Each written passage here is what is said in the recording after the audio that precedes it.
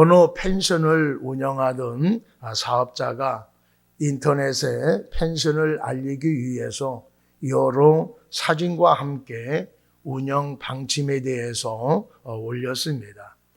그 중에 혼숙이라고 하는 것이 있는데 혼숙은 안 됩니다라고 하는 글도 올렸습니다.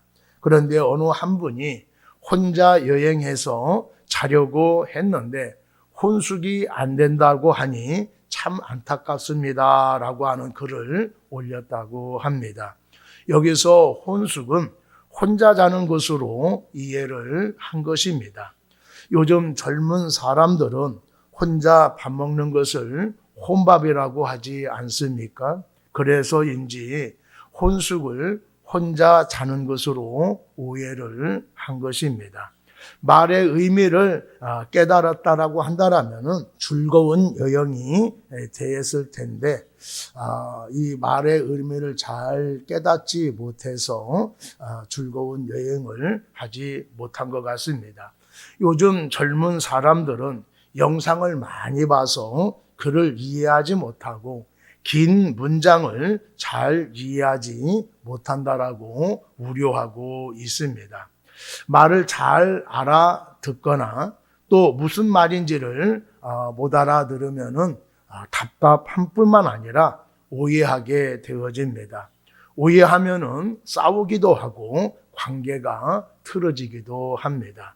오늘 본문에 보면은 예수님과 제자들이 소통이 안 되는 것을 볼 수가 있습니다.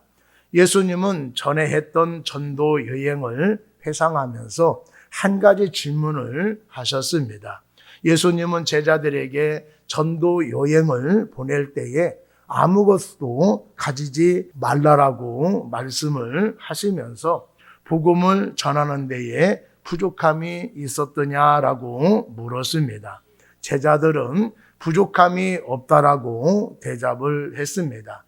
예수님께서 질문하신 이유는 앞으로 예수님이 없이 제자들을 땅끝까지 복음을 전파해야 되는데 그때에 가장 필요한 것이 하나님을 절대적으로 의지하는 믿음입니다.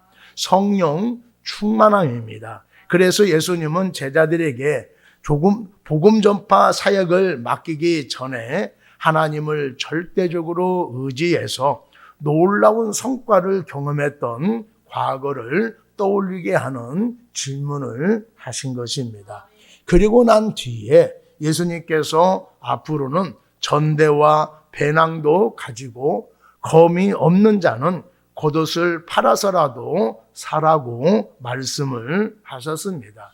제자들은 예수님이 말씀하신 것을 전혀 이해하지 못하고 칼 두 자루가 있다라고 대답을 했습니다. 예수님께서 족하도다라고 말씀을 하셨습니다. 오늘은 부족함이 있었더냐라고 하는 제목으로 하나님의 말씀을 증거하려고 합니다. 오늘 첫 번째로 철저히 의지하면은 부족함이 없다라고 말씀을 하고 있습니다. 35절 말씀에 보면은 예수님께서 제자들에게 내가 너희를 전대와 배낭과 신발도 없이 보냈을 때에 부족한 것이 있더냐라고 물으셨습니다.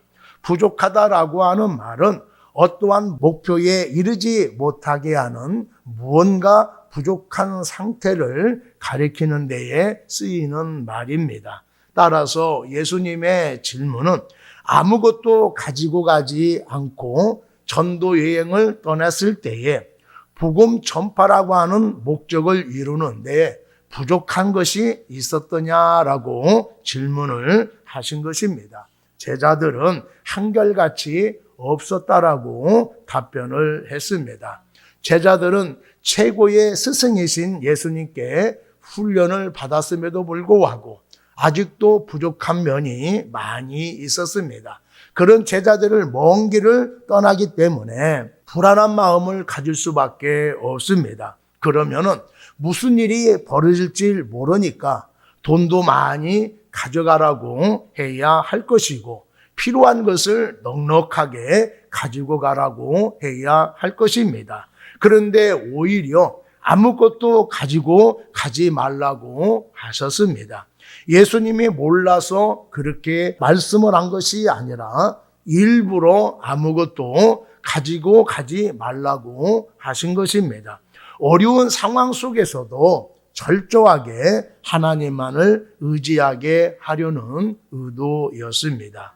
현대를 살아가고 있는 우리에게도 아무것도 없이 보내실 때가 있습니다. 당장 먹을 끼니도 없는데도 보내실 때가 있습니다. 아무것도 없는데도 하라고 하실 때가 있습니다. 이럴 때 어떻게 해야 하나 걱정이 앞서게 됩니다. 하나님을 원망하고 불평하기도 합니다. 그런데 왜 이렇게 하라고 하실까요? 하나님께서 내 사정을 몰라서 그러신 것일까요? 하나님의 능력이 없어서 아무것도 주지 않고 하라고 하시는 것일까요? 아닙니다. 우리를 훈련하시기 위해서 그렇게 말씀을 하시는 것입니다. 우리는 우리 자녀가 무엇을 하려고 할 때에 뒷받침을 해주지 못하는 경우들이 있습니다. 자녀들이 독립을 하려고 할 때에, 사업을 한다라고 할 때에 아무런 도움을 주지 못해서 자녀들에게 원망을 듣기도 합니다. 하지만 우리 하나님은 우리와 같지 않습니다. 우리는 가진 것이 없지만은 하나님은 이 세상의 주인이시고 능력이 많으신 분이십니다. 우리는 부모라고 하더라도 할 수 있는 것보다는 할 수 없는 것들이 더 많지만은 하나님은 못하실 일이 없으시는 분이십니다. 부유한 자로 가난하게 하시고 가난한 자로 부유하게 하시는 분이십니다. 우리는 때로 우리 자신이 무엇이 필요한지 모르고 한 치 앞도 내다보지 못하지만은 하나님은 우리에게 무엇이 필요한지 아시고 준비해 놓으시는 분이십니다. 그런데도 불구하고 주지 않고 시련을 겪게 한 뒤에 주실 때가 있습니다. 어려움에 처해도 도와주시지 않으시고 외면할 때도 있습니다. 믿음을 보시기 위해서 그렇게 하시는 것입니다. 하나님만을 의지해서 살고 믿음으로 이겨내라고 하시는 것이지요. 그런 과정을 통해서 신실한 믿음의 사람으로, 강한 믿음의 사람으로 만들어지는 것입니다. 다윗은 사울왕에게 미움을 받아 도망제 생활을 오래 했습니다. 누구든지 도망 다니면은 모든 것이 불편하고 생활이 어렵습니다. 어느 한 곳에 정착해 살지 못하고 힘든 생활을 하고 있었음에도 불구하고 다윗은 부족함이 없다라고 고백을 했습니다. 왜 부족함이 없다고 말을 했을까요? 하나님이 목자가 되어 주셨기 때문이다라고 그렇게 말을 하고 있습니다. 다시 말하면은 하나님을 철저히 의지했더니 하나님께서 지켜주시고 인도하여 주셔서 부족함을 모르고 생활할 수 있었다라고 말을 한 것입니다. 그래서 다윗은 시편 34편 10절에 보면은 젊은 사자는 궁핍하여 줄일지라도 여호와를 찾는 자는 모든 좋은 것에 부족함이 없으리로다라고 고백을 했습니다. 하나님은 다윗을 사람을 의지하지 아니하고 하나님만을 철저하게 의지하게 하셨고 상황에 따라 살지 아니하고 말씀에 순종하며 살게 하는 훈련을 시키신 것입니다. 그렇습니다. 때로는 하나님께서 우리를 아무것도 없이 보내실 때가 있습니다. 사랑함에도 불구하고 시련을 겪게 하실 때도 있습니다. 그렇다라고 시련을 통하여서 생고생만 시키지 아니하고 충분한 은혜로 채우시고 인도해 주십니다.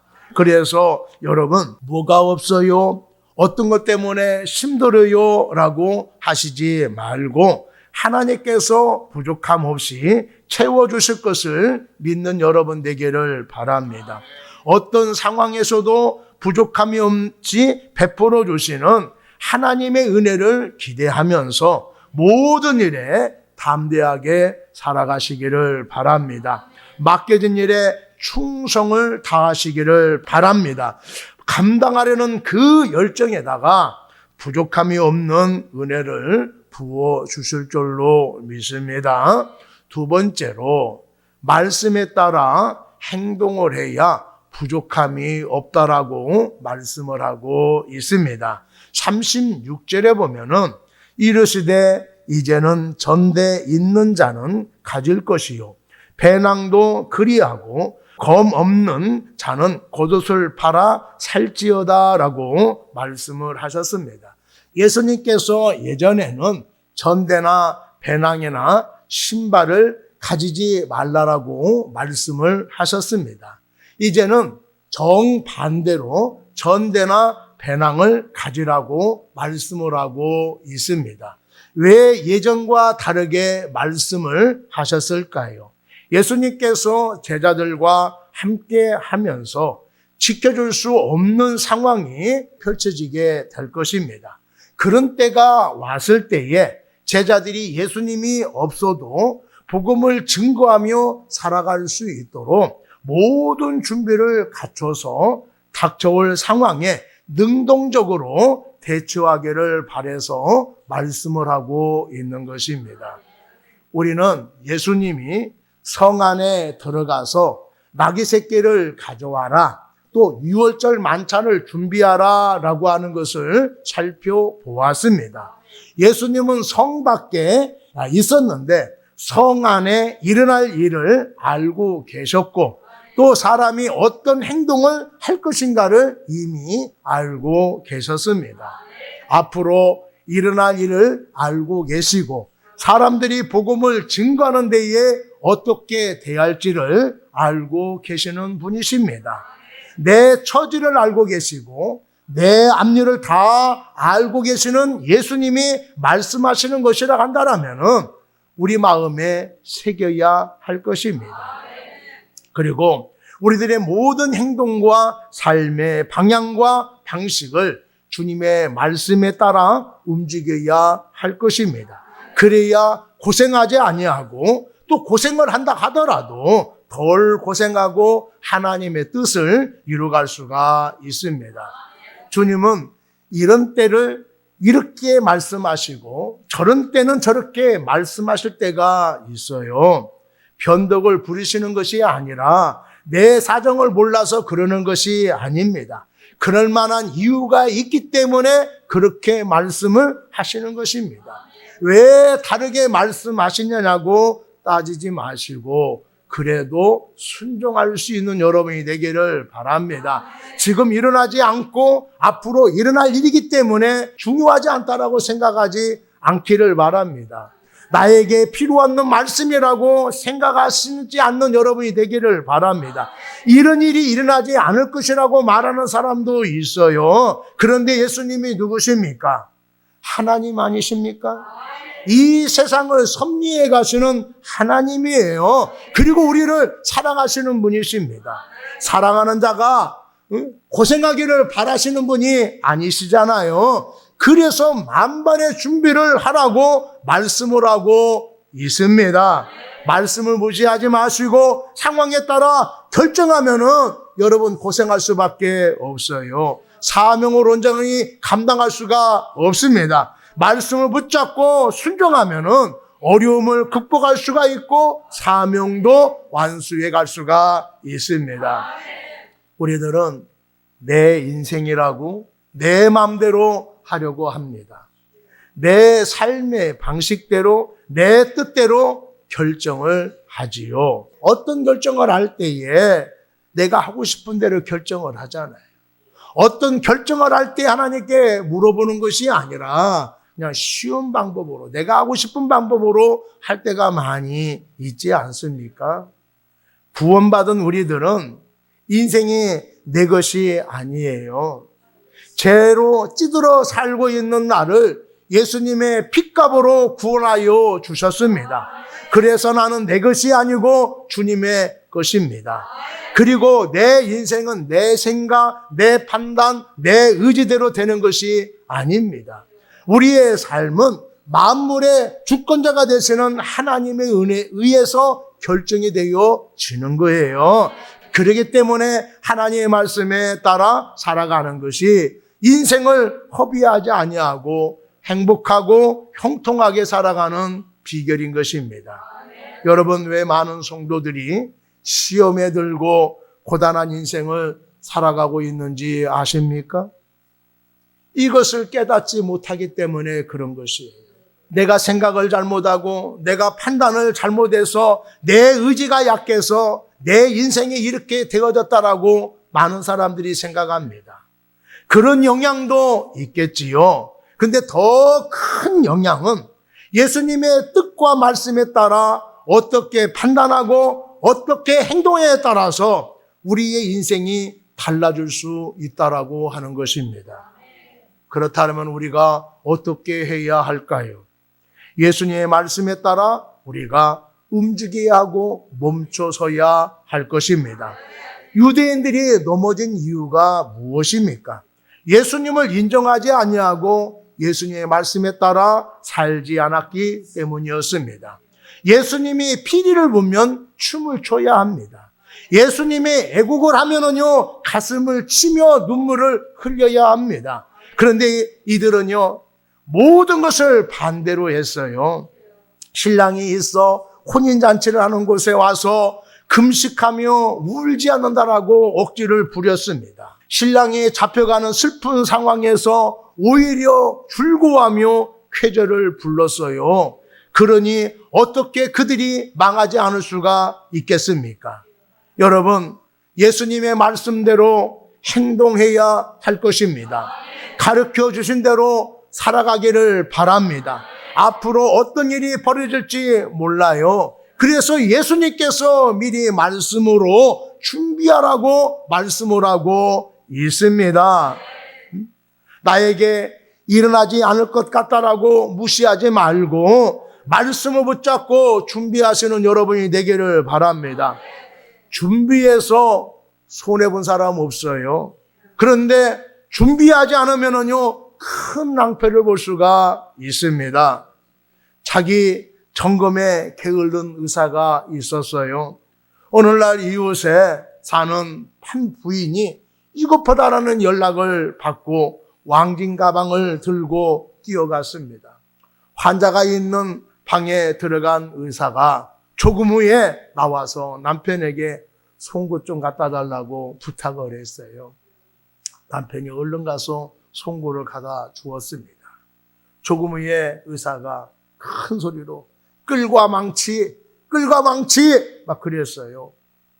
그런데 아내는 신음소리가 더 커져갑니다.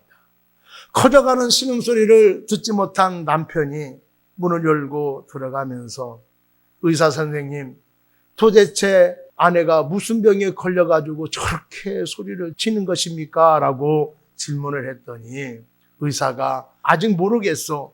왕진 가방이 열려져야 하는데 가방이 열려지지 않아서 알 수가 없어. 빨리 가서 끌과 망치를 가져오시오 라고 했다고 합니다. 어떤 상황, 어떤 환자가 생길지 모르니까 평소 도구들을 잘 준비해 놓았다고 한다면 이런 어려움, 어처구니 없는 상황은 당하지 않았을 것입니다. 우리들도 평소에 기도의 가방, 예배의 가방을 점검해서 위급할 때에 난처지지 않도록 하시는 여러분 되기를 바랍니다. 선포되는 말씀을 잘 들어서 준비하시는 여러분 되기를 바랍니다. 그러면 어려움 당하지 아니하고 어려움을 이겨내는 여러분이 될 수가 있을 것입니다.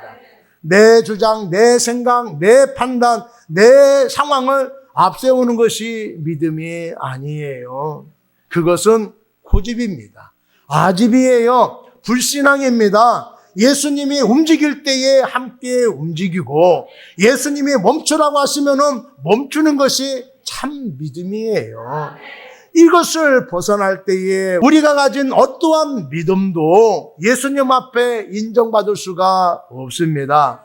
신실한 믿음을 가진 사람은 예수님의 말씀을 따르는 사람입니다. 무슨 일이 있다가 하더라도, 어떤 상황에 처해 있다가 하더라도 내 입장, 내 상황 내세우지 마시고 말씀에 따라 신앙생활 하시기를 바랍니다. 말씀에 순종하여 살면, 하나님을 의지해 살면 여러분의 삶에 부족함이 없을 것입니다.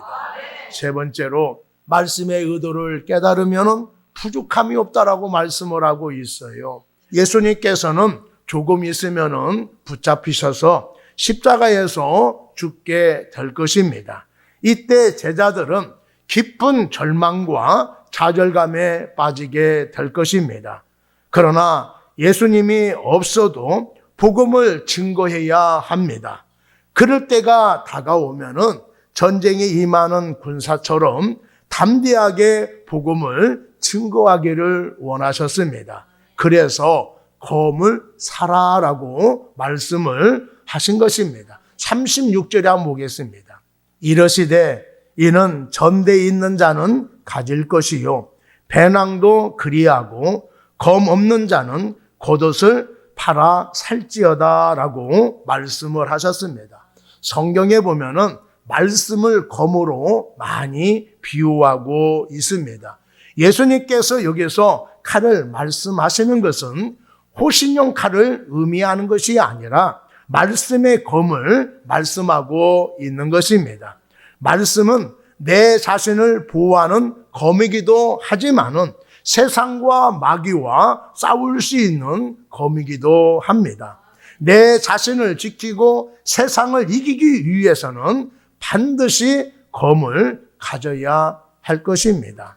칼이 없는 자는 겉옷을 팔아 사라고 말씀을 하셨어요.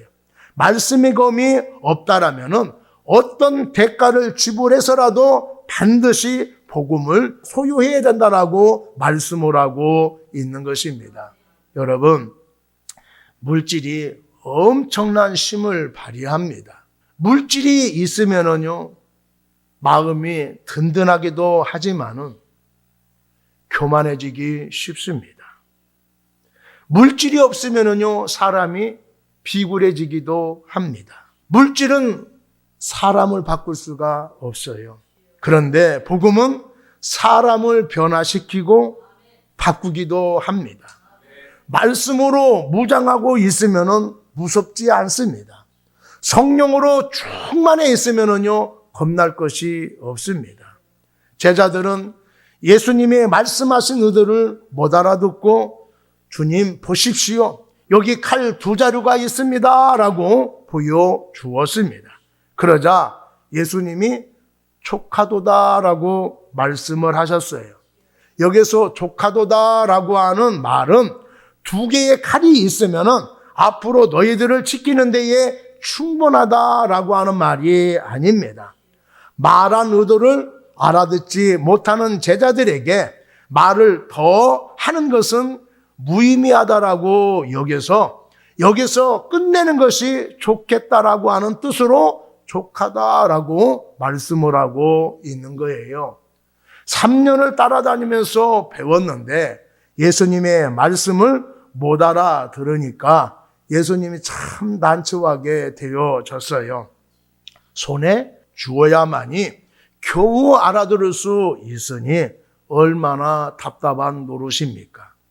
제자들이 예수님의 말씀을 이해하지 못한 적이 이번만은 아닙니다. 예수님께서 바리새인들의 누룩을 조심하라고 말씀하신 적이 있어요. 제자들이 우리가 빵을 안 가져와서 예수님이 책망하시는구나 라고 하는 것으로 알아들었습니다. 예수님께서 말씀하신 누룩은 빵을 얘기한 것이 아니라 바리새인들의 가르침을 조심하라 라고 말씀을 하신 것입니다. 어렵게 말씀한 것도 아니고 또 어려운 것도 아닌데 못 알아들은 것이지요. 말할 때에 어떤 의도를 가지고 말씀하시는지 알아들어야 할 것입니다. 우리가 살아가면서 말을 함부로 해서 상처받기도 하고 시험에 들기도 하지만은 어떤 때는 말을 알아듣지 못해서 오해하고 상처받고 시험에 들기도 합니다. 일반적인 말을 했고 당연한 말을 했는데도 오해해서 듣거나 이상하게 받아들여서 상처받고 시험에 들기도 합니다. 말하는 것을 새겨들어야 하는데 있는 그대로 받아들여서 오해하게 된 것입니다. 칼을 말하니까 그냥 칼로 받아들여서 예수님을 당황하게 만들잖아요.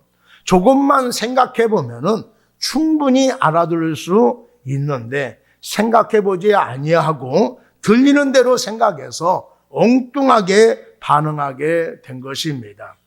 생각을 한다고 해도 이상하게 그릇되게 생각을 해서 상처 받았다라고 말하는 사람도 있어요. 친구가 이렇게 하는 거 보면은 미워 죽겠어 라고 말할 때가 있어요. 미워서 그러는 거예요? 진짜 미워서 그러는 겁니까? 아니잖아요. 그런데 미워했다라는 말에 꽂혀가지고 쟤는 나를 미워한다 라고 해가지고 삐져서 말도 안 해요. 왜 그러느냐 라고 해도 말을 않다가 한신이 말을 꺼내는 말이 그때 나를 미워한다고 했잖아. 그래요. 너무 기가 막혀서 어처구니가 없어서 할 말이 없어요. 말을 하면은 그 말이 무슨 말인지 무슨 의미로 하는지 못 알아듣는 사람도 있어요. 잘못 알아듣거나 못 알아들으면 어떻게 됩니까? 오해하게 되잖아요. 오해하면은요 싸우고 관계가 틀어집니다. 사람들이 이 사람을 좋지 않게 여겨서 막 사람들이 막 입에 오르내리고 하는 것이 너무 싫어가지고 야 이런 점은 좀 조심해라 라고 이야기를 해줍니다. 그 사람을 위해서 걱정이 돼서 말해 주는 거잖아요. 근데 그 의미를 알지 못하고 자신을 싫어해서 말한다고만 생각을 합니다. 그게 아니라고 변명할 법도 한데 하도 기가 막혀서 내가 싫어한다고? 야, 내가 싫어한다고? 아유, 싫어해? 그래, 싫어해? 그러고 말아버리잖아요.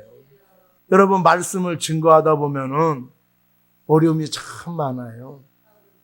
청중들이 다양한 계층이고 살아온 삶이 다르기 때문에 어려움 점이 많이 있습니다.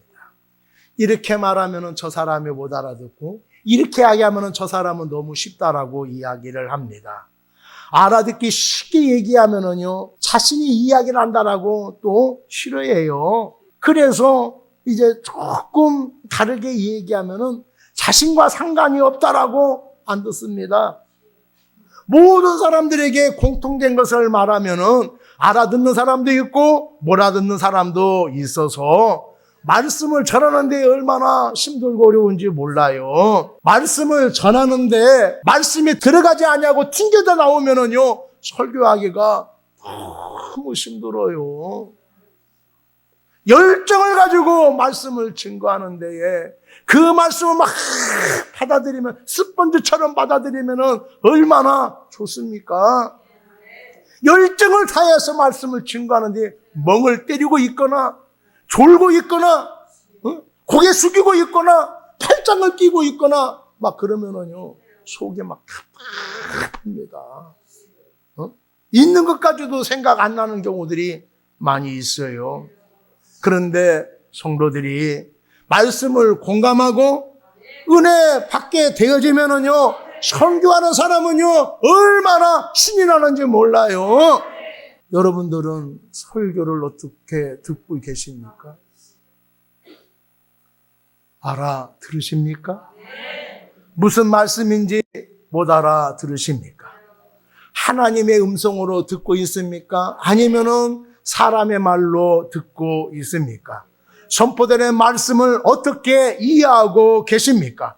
노골적으로 이야기를 해야 알아듣습니까? 아니면은 말씀을 해석만 해줘도 여러분들 하나님께서 나에게 이렇게 말씀하고 계시는구나 라고 알아듣습니까? 하나님께서 말씀하신 의도가 무엇인지 설명해 주면은 자신에게 적용하고 계십니까? 말씀을 설명하고 이렇게 해야 된다라고 주어져야만 알아듣고 계십니까? 아니면은 말에 주어도 도무지 무슨 말씀인지 알아듣지 못하고 있습니까? 여러분, 어떤 때는요, 말씀이 어려워서 못 알아들을 수도 있습니다. 그런데 말씀이 어려워서 못 알아듣는 것보다도 우리가 말씀에 집중하지 않기 때문에 못 알아듣는 거예요. 다른 것에 마음을 빼앗기고 있기 때문에 하나님의 말씀을 들을 수가 없는 거예요. 그러나 무슨 일이 있다 하더라도, 내가 걱정스러운 일이 있다 하더라도 하나님께서 오늘 말씀하셔서 이 걱정의 문제를 해결해 주실 것이야 라고 하는 기대감을 가지고 집중해서 말씀을 듣게 되어지면 하나님의 말씀이 들려옵니다. 나에게 주시는 하나님의 말씀이 들려옵니다. 구체적인 상황에 처해 있는 나를 이루어 줄 수 있는 말씀이 들려오게 되어지는 거예요. 그래서 누구든지 집중하면은 무슨 말씀인지 다 알아들을 수가 있습니다. 묵상하면은 무슨 의미인지 알 수가 있게 되어지는 거예요. 음식점에 가면은 돼지갈비를 먹거나 삼겹살을 먹잖아요. 그러면은 갈비하고 오도독뼈는 안 먹고 집에 가져와서 강아지 줍니다. 주면은요, 정신없어요. 한 번은 우리 딸이 불에 태운 고기는 건강에 좋지 않다고, 심장에 안 좋다라고 주려면은 물에 씻어서 주라고 이렇게 얘기하더라고요. 그래서 한 번은 갈비를 가져와가지고 물에 씻어가지고 줬어요. 그랬더니 하더니 안 먹더라고. 응? 그리고 막 다른 거 달라고 막 나한테 들더라고요. 그래서 야, 이거밖에 없어. 이거 먹어. 하고 내가 갔어요. 그랬더니 체념하고 그거 다시 물고 쥐집으로 들어가더라고. 그러더니 이루 핥고 저루 핥고 이리 물고 저리 물고 막 그러더라고요. 그래서 한참 있다가 봤더니 뼈다구가 요만큼 작아졌어. 요만큼만이 아니야. 계속 그냥 핥은 거예요. 처음에는 맛이 없다라고 생각을 했는데 자꾸 핥아 보니까 맛이 있었던 거예요. 기가 막혔던 거예요. 그래서 계속 핥은 거예요. 이것을 뭐라고 하느냐? 묵상이라고 하는 거예요. 아셨죠? 묵상이라고 하는 말은 되뇌인다라고 하는 뜻을 가지고 있습니다.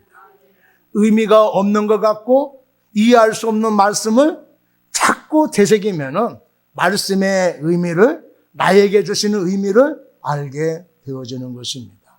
하나님의 말씀도 어떤 것은 아주 잘 들릴 때가 있어요. 그러면은 그 말씀을 통해서 위로가 되어지고 용기를 받기도 합니다.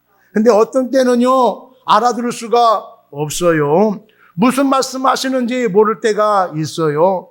엉뚱한 생각이 날 정도로 설교 시간이 지겹게 느껴질 때가 있어요. 따분할 때가 있습니다. 그런데 중요한 것 같은데 중요하다라고 말씀을 하시는데 안 들을 수가 없잖아요. 이런 말씀들은 여러분 흘려버리지 마시고 묵상을 해야 돼요. 자꾸 그 말씀을 되뇌어야 됩니다. 왜 이 말씀을 하셨을까? 다른 말씀은 안 들리는데 왜 이 말씀이 들릴까? 이 말씀이 왜 내 마음을 울릴까? 이 말씀을 들었는데 왜 갑작스럽게 내 눈에서 눈물이 흘릴까? 이 말씀을 들었는데 왜 내가 자꾸 죄책감에 들을까? 여러분 생각해보고 생각해 봐야 합니다. 생각해보고 생각해보면은 어렵게 느껴지는 그 말씀 속에서 하나님의 나에게 주시는 음성을 들을 수가 있게 되어지는 거예요. 처음에는 내가 이 어려운 상황 속에서 이 말씀은 나에게 필요 없는 말씀이라고 들려졌는데 자꾸 묵상해 하다 보니까 하나님께서 이러한 상황 속에서 이렇게 하라고 말씀을 주시는구나 라고 하는 사실을 깨닫게 되어지는 거예요. 그래서 하나님의 말씀을 들을 때에 묵상한 자와 묵상하지 않는 사람이 다른 거예요. 묵상하지 않는 사람은 부수적인 은혜밖에 얻을 수가 없어요. 근데 묵상하는 사람은요, 다른 사람이 은혜를 받지 못한다 하더라도 풍성한 은혜를 받았어요. 그래서 사람들에게 그래요. 오늘 말씀이 너무 은혜스럽다고. 그러면 묵상하지 않은 사람은 뭐가 은혜스러워? 딴 때보다도 말씀이 따분한데 그렇게 얘기해요. 아니 이 말씀이 따분하단 말이야? 응? 얼마나 은혜스러운지. 왜 은혜스러워요? 내가 묵상을 했기 때문에 이 사람이 느끼지 못한 하나님의 은혜, 하나님의 말씀, 하나님의 음성을 들었기 때문에 내가 은혜가 넘쳐나게 되어지는 거예요. 묵상이라고 하는 것이 그래요. 그런데 하나님의 말씀을 못 알아들으면은 내 손에 주어줘도 내가 깨닫지 못하면은 내게 필요 없는 말씀이 되어지고, 내가 이런 상황인데 왜 하나님 도와주지 아니하시고 왜 저렇게 외면하실까라고 원망과 불평강이 되어지는 거예요. 근데 말씀을 묵상해서 하나님의 의도를 깨달으시면은 하나님 안 주셔도 괜찮습니다. 하나님이 주시는 믿음과 하나님이 주시는 은혜를 통해서 이겨낼 수 있습니다 라고 하는 마음을 갖는 사람이 되어지는 거예요. 하나님의 말씀을 하실 때에 힘들고 어렵고 내 사정과 안 맞는 말씀이라고 여러분 그냥 버리지 마시고, 왜 이 말씀을 하셨을까? 내가 상황이 이런데 왜 정반대의 말씀을 하셨을까? 내게 순종하지 못할 말씀을 왜 하실까? 라고 묵상해 보시는 여러분 되기를 바랍니다. 그러면은 나에게 주시는 하나님의 음성을 듣는 여러분이 될 수가 있습니다. 여러분, 예수님이 어떤 말씀을 하시든지 잘 받을 수 있는 좋은 땅 같은 심령이 되기를 바랍니다. 어떤 말씀을 하셨는지 알아둘 수 있도록 성경을 매일 읽는 여러분이 되기를 바랍니다. 그러면 생명의 말씀이 여러분의 심령에 뿌려져서 풍성한 열매를 맺게 될 것입니다.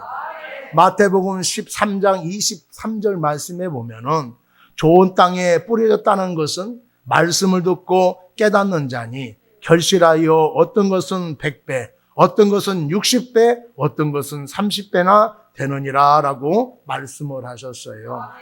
우리가 하나님의 말씀을 깨달으면은 최소한 30배의 축복을 받는다라고 말씀을 하고 있어요. 천둥 번개와 같은 말씀만 해야 비로소 알아듣는 것이 아니라 세미하게 말씀을 하셔도 알아들을 수 있는 여러분이 되기를 축복합니다.